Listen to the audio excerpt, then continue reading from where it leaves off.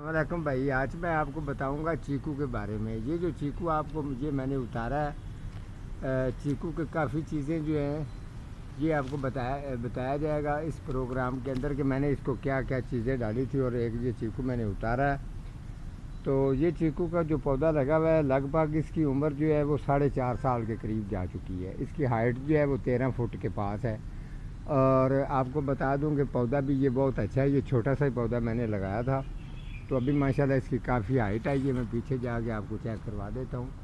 तो बेहतरीन इसको फल वगैरह अभी लग रहा है, लेकिन कुछ अर्सा इसको फल जब नहीं लगा था तो मेरे पास काफ़ी लोग आए थे, तो उन्होंने पूछा कि मुर्जा साहब ये चीकू का जो पौधा है इसको आपके ये मौजूद आपके पास है तो इसको फल क्यों नहीं लग रहा, सवाल किया। तो मैंने उनको सवाल का जवाब दिया कि दरअसल में ये वाला जो चीकू का पौधा है इसकी कम उम्र में ही इसको जो है इसका ग्राफ्ट लगाया गया था, जिसकी उम्र कम है।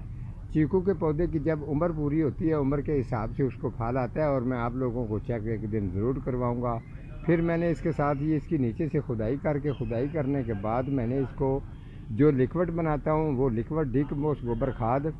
अगर आपके घर में भी चीकू का पौधा लगा हुआ है अगर आपके घर में भी चीकू का पौधा लगा हुआ है तो आप ये समझ लें, अगर उसको फल नहीं लग रहा तो ये आप अच्छी तरह से ये प्रोग्राम देखें। थोड़ा सा उसकी उम्र की कमी पेशी होती है, जब उसकी उम्र पूरी होती है तो उसकी निस्बत से उसको फल लगना शुरू हो जाएगा।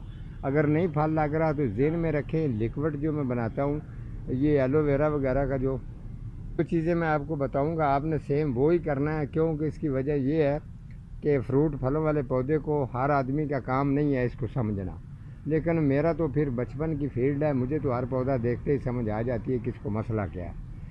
तो आपने फिर वो लिक्विड जो है वो एलोवेरा जो है उसके पत्तियों का बनता है, उसके अलावा लेमन और अखरोट के पत्ते, इस तरीके की चीज़ें मिक्स करके तकरीबन 1.5-2 महीने में वो तैयार रेडी हो जाता है। वो घर में अगर आपके पड़ा है तो वो लिक्विड और उसके साथ थोड़ा सा आपने चूना लेना है और 2 एलोवेरा के पीस लेने हैं, काट के अच्छी तरह से इसकी खुदाई करने के बाद इसको डाल के वही मिट्टी इसके ऊपर करवा देनी है। इसको जो है ना, आपने इसको बिल्कुल हॉल पानी स्टोर होने के लिए हॉल इसका नहीं रखना।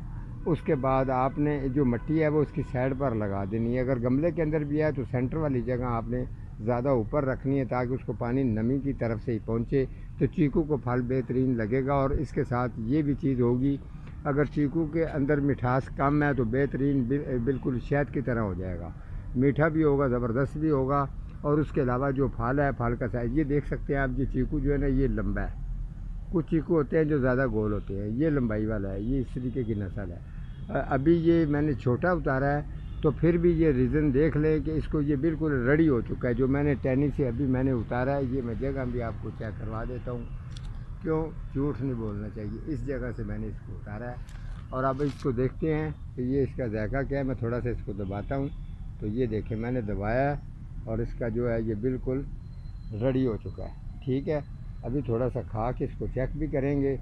तो वाह क्या बात है भाई, मज़ा आ गया केयर करने का। इसीलिए इस जैसे जो फ्रूट फलों वाले पौधे होते हैं जिनके अंदर जायका कम होता है या फल वगैरह उनका नीचे गिरना शुरू हो जाता है या फल लगता नहीं है, कोई रीज़न होती है, तो अगर ज़्यादातर लोग पूछते हैं जी फ्रूट फलों वाले पौधे के बारे में बता दें, इसको फल नहीं लग रहा, स्प्रे कब करें, गोडी कब करें, खाद कब डालें, और इसके फल का साइज़ छोटा है, क्या प्रॉब्लम है, क्या मसला है, ये सारी चीज़ें मुर्तज़ा गार्डन से आप पूछेंगे तो आपको बताते रहेंगे। आज का हमारा इतना ही प्रोग्राम है, तो मिलता हूँ किसी अगले प्रोग्राम के साथ। तब तक अल्लाह निगहबान।